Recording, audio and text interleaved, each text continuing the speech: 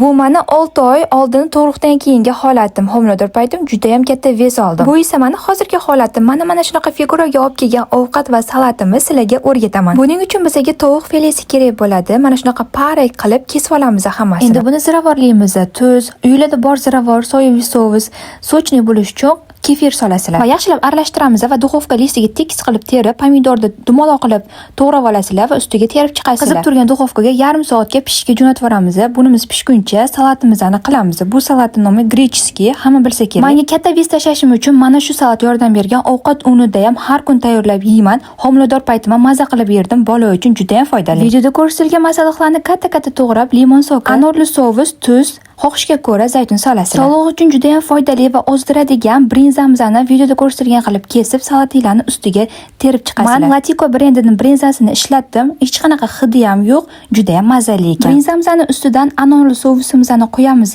Sousni korzinkalardan topsanglar bo'ladi. Ovqatimiz ham pishdi. Ustiga qirg'ichdan o'tkazilgan pishlog'imizni sovoramiz. Latiko brendining pishlog'ini ishlatsanglar, bittada erib ketadigan ham mazali va pitssalarga ishlatsanglar ham cho'zilib chiqadigan zo'r pishlog. Ovqatimizning yoniga qaynatilgan guruch soldim. Non umuman yemayman, non o'rniga faqat guruch yeyman. Dietada gazli ichimliklar umuman mumkin emas. Gazli ichimliklarning o'rniga har xil soklar yoki ayron. Shu bilan parhezbob taomimiz tayyor bo'ldi. Tayyorlab ko'ringlar, mazasi prosta og'zingizda qoladi.